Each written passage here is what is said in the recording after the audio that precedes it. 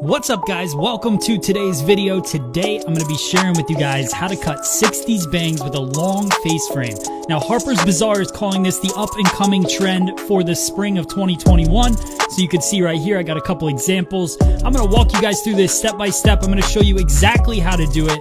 So follow along right here. Let's get started. So the way I want to section everything off, I want to start right in that fringe area and I'm going to create a triangle section. And I'm going to bring those two sections together. So basically what I'm looking for when I'm sectioning this off is from the kind of where the head wants to curve forward in that fringe area down to the hairline. So you'll see how I kind of match that up. That line goes directly vertical down the hairline right at the temple area. Now I'm going to divide the front and back. So we're going to go straight, kind of high point of the crown, straight down and find that hairline in the back. That's where you want to separate it. I'm going to do the same thing on both sides, twist that up, flip it away.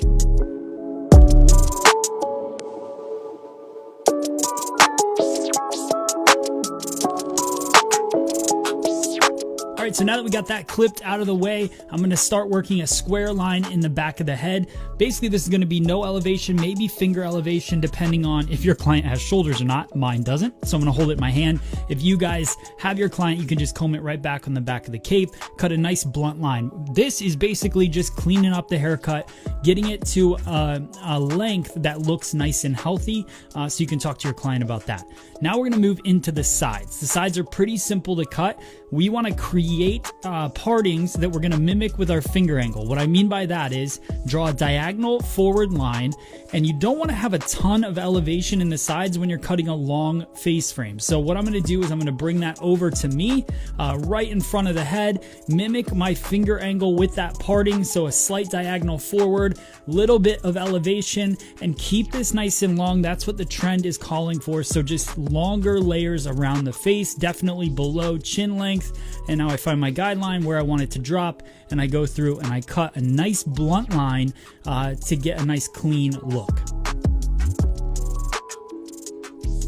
So now what that is stationary guide. I'm going to follow that stationary guide, just keep bringing hair to that point until I get to the end of this section.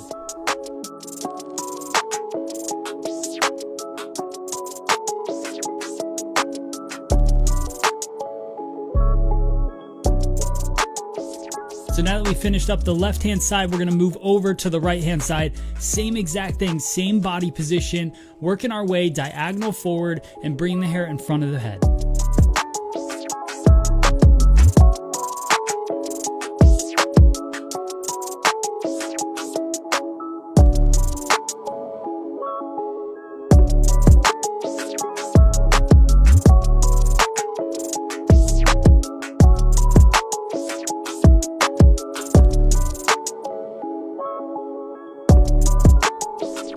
All right, so now that we completed both sides, we're going to start working in the fringe area. Now I'm going to grab my favorite tool on the planet. We came out with this tool in December. Super excited to launch it. It's the Tri-Razor by Free Salon Education. It's got a 100% cutting side and then two texturizing sides, a texture 25 and a texture 50. You're going to take out 25% of the hair and 50% of the hair all in one tool. I'm going to show you guys how to cut this 60s inspired fringe in just a couple quick swipes. So we want to find our length. So kind of determine that. And then what you're going to do is you're going to hold the hair with light tension in your hand. So I'm really aiming to create a length that is between the eyelashes and the eyebrow. For me, that's going to give me kind of a nice sit right at the eyebrow when it's dry. So that's kind of what I go for. So get it, the hair, don't pull it too tight. Hold it with some loose tension. You're going to hold it and pinch it about the width of the Tri-Razor blade, and then you just start slowly going into it. Now I'm not trying to carve through it quick. I want to do a nice soft carve with the Tri-Razor, so just watch as I slightly move it up and down so I'm not creating too much of a layered line. Now, if you guys think this tool is cool, like I do, go to Shop FSE, which is our online store, Shop FSE, Free Salon Education, and you can pick up a Tri-Razor, $44.95, one of my favorite tools for cutting a fringe, cutting layers, which we're going to do right here. So now we're going to take our texture 25 side. We did a blunt cut in the back, so I'm just sliding it through 25%, cutting 25% layers throughout the back of the head. 3 swipes in the back, and that creates our layering. so you can see how easy that works.